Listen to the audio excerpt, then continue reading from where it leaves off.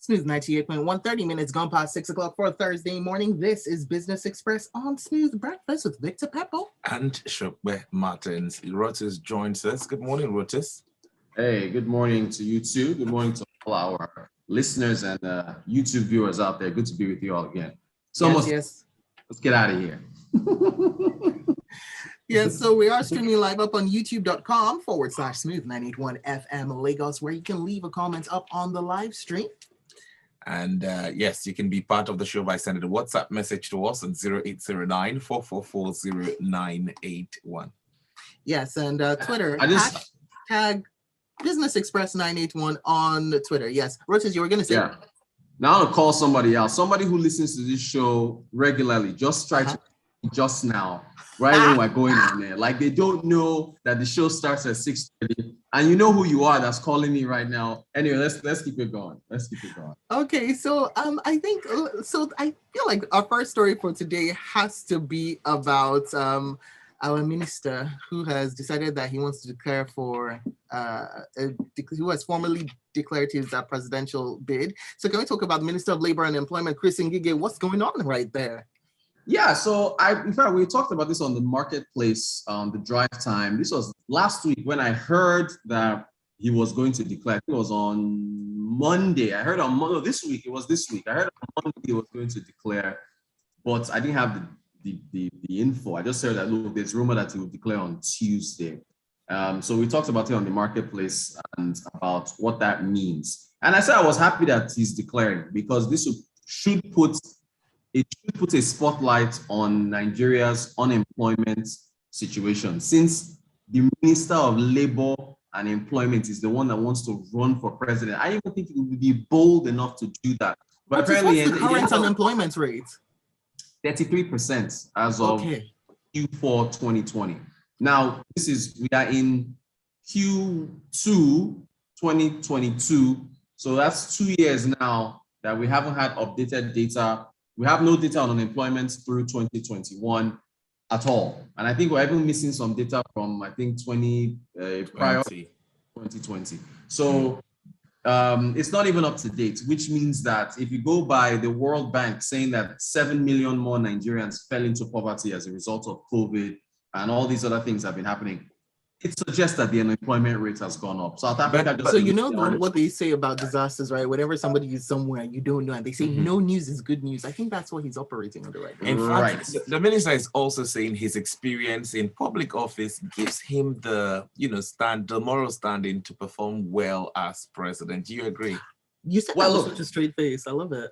Yeah, look, I mean, see, anybody, the Nigerian Sope can run for president. Victor, you can, I can. Anybody who wants to run for president, you have every right. My own is that I'm happy it's the Minister of Labor and Employment, and I just hope that it spurs Nigerians to again look at the unemployment numbers. Youth unemployment, if you take, I think it's 40-something%, right? Underemployment is 20-something. So combined, youth unemployment plus underemployment is about 65%, right? If you now go by the state, he's from Anambra State. They have got a healthy unemployment number there if you break it down. So good for him. I mean, I didn't think he would be bold enough with numbers like that to actually come out. I mean, there's the ASU strike that's continued. Him and ASU, they've been going back and forth now for how long? I can imagine what they're thinking and what their comments will be on him running. So, his qualifications, that's on him. But I really hope that it just puts a spotlight on one of the top priorities for this country, which is putting people to work. That should be it, and he gets on the debate stage or he goes to go and talk about, I noticed in his speech, he declared in one Catholic church in one village in Anambra or something. He didn't say anything about jobs. He was talking about, I think, infrastructure and other things. He talked about everything else except jobs. So, it's up to the public to ask these questions of our leadership. Who wants to run the country next year? What are you doing about providing jobs for the youth and Nigerians in general? So that's where it needs to be. All right. So going by that logic, this is fantastic news. Let's see what the future has. All right. So what else are we doing? We're talking about today now. Reserves. Apparently the reserves, U.S. dollar reserves, they showed a slight accretion in April, according to data from the central bank. I think they increased by about 200 and I think it was 243 million or so. I'm trying to get this data up, but we saw I think it was 39.5 billion at the beginning of April. Okay, I have the data. Let me share it with you guys on WhatsApp. So we saw 39.54 billion as of April 1st, and then increased to 39.78 billion as of April the 19th. So a gain of about 243 million. That's not much. I mean, I don't have 243 million. You know, so I was about to say, as an individual, sure, that sounds like riches, but as a country, your reserves are based on how much they can sustain imports for a few months, and the 39 billion we have can cover also about 3-4 months. That's the entire 39 billion dollars we have as reserves. So what kind of period should our external reserves be looking at covering? Oh man, I mean, do you know Obasanjo? I think we had about 60. I think we reached about 60 billion or so. I think that's the highest it's been, if I remember correctly. Russia has 600 billion in reserves, right? I mean, that's Russia, and for a country like Nigeria that is an oil player that exports crude oil, you should have more. However, because we spend so much money importing refined crude, we spend a lot of exchange bringing it back in. And in fact, I think Gordon Emefiele, the central bank governor, there's a quote from him. Let me even share that with you guys. As you're searching Rotus, can I just say that maybe as we go forward, we stop putting comparisons. Let's try and limit them from to countries like, let's say, Libya. No Russias, no US, no Libya. Right. Well, make us look good. But the giant of Africa now. So but anyway, look, the governor said that the moderate accretion to reserve reflects the duality of Nigeria's position as an oil exporter and importer of refined petroleum products. So he's talking about the pressure and which is why Dangote's refinery is such a game changer, and everybody's looking forward to the refinery coming on stream, because to save Nigeria so much money in FX to have to bring the refined products in. So it could be more, but oil theft is one of the reasons why we're not selling more oil, because look at where oil prices are. They're over $100, and yet your reserves are not appreciated. So the subsidy, imports of refined petroleum, oil theft, all those touch points are impacting our numbers. All right, let's look at the WhatsApp portal to take some messages. Now, this comes in from Yinka Bolu, says the minister can declare if he likes, and let's stop discussing him like he can pull the impossible. I'm sure after the 100 million naira announcement, all those declaring will calm down. And if it turns out, if it turns out he paid for that form, then ASO and EFCC should go after him. Well, Yinka. That's a very good point, right? And price determines behavior. I mean, will you buy a Birkin bag for your significant other if it was half its cost? I mean, the price of a Birkin bag will augment your behavior as to whether you buy the price of a Rolls Royce, a Mercedes. So that form, that price, that 100 million naira form is going to determine who, as Yinka said, who is serious and who is not. So we'll know. The guy that lives on Body Long, we know he's going for it. He's got the money. So we'll see what happens with all the other people that are declaring. Not sure about at this point. Anyway, let's take a look at what Cisco Delgado has to say. He says, I want to formally and officially inform you that I want to run for presidency since everyone is declaring. All right, and do remember you can leave your comments up on the live stream on youtube.com/smooth981fm and hashtagging Business Express 981 or tag at Rotanquote in your tweet on Twitter. Yes. All right. So let's move on now. Yeah. What else? Okay, look, there's some tax issues with the OECD. The Nigeria, Kenya, I think Pakistan or Sri Lanka, a number of 4 or 5 countries, they opted out of this global tax deal.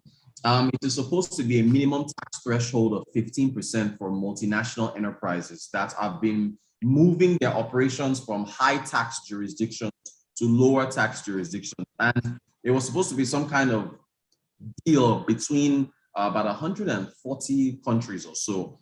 So where they say, okay, so imagine the three of us are countries. Sope is a country, Victa, you're a country, I am. And countries in Sope, maybe Sope's tax rates are really high. So companies that are in Sope's I provide you with healthcare.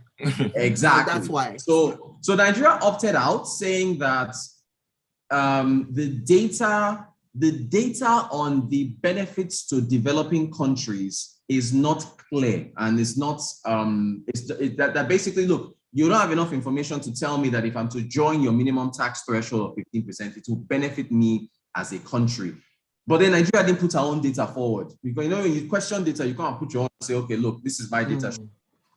So I think Nigeria wants to be able to act independently to continue to tax multinationals at our own rates. I think negotiations are still going on. We'll see how that works. So it was Nigeria, Kenya, Pakistan, and one other country. I just saw that as of yesterday. But look, right now with COVID, the war in Ukraine, companies are just looking for extra money, and it's through taxing, digitization, all these other things, especially the tech companies. I think this is who this is aimed for, to try to get more money out of them.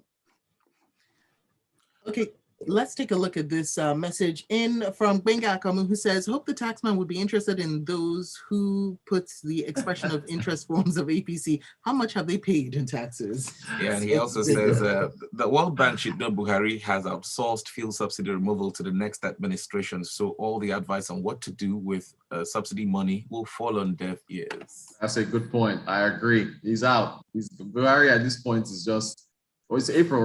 Okay, so next month, 1 year, and he's gone. So Rotus, I have to read this message from Yinka Bolu, who says, after the rain last night and the Arsenal win, my body systems were informed it were in good state until Rotus started comparing our 40 billion to Russia's $600 billion. I'm sorry. I'm so sorry. I was just giving you that's how in church one Sunday, the pastor asked us to pray for Norway. I was like, excuse me, pastor, are you all right? Norway? Do you know how much they have? Yeah, comparisons, man. Yinka, you're with me. Let's do Libya next time. Exactly, exactly. So we've got a couple of minutes till the end of the show. So I think we can take one more topic. All right, very quickly. Domestic travel and international travel, we saw a rebound as far as the number of domestic passengers through Nigerian airports and international passengers. So I think, according to the Bureau of Statistics, we saw 13 million domestic passengers roll through Nigerian airports in 2021. I think that was about a 50-something% increase from 2020. I think it was only 9 million or so. You know, COVID impacted travel. But international, though, it was 2.2 million international passengers that passed through Nigerian airports. That, I think, was a 70-something% increase from 2020. So we're seeing a rise. But look, I like the data from Bureau of Statistics because they broke down arrivals and departures and then total travelers for each state. There were some that recorded 0.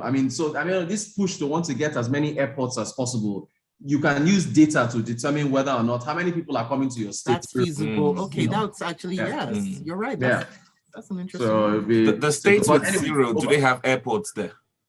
That's the thing. Some of them did not. So I think they come through, it's probably through neighboring airports or so that they do, but not all of them do. But they have airports in almost every geopolitical zone. It has to be augmented by data. All right, and that's all, folks. That's all we've got time for. So continue the conversations, so many of them, up on Twitter. Find Rotus at Rotanquote. That's his Twitter handle, at Rotanquote. And you can find us as well at Smooth981 FM. Rotus, let's see who declares the presidency next time, all right?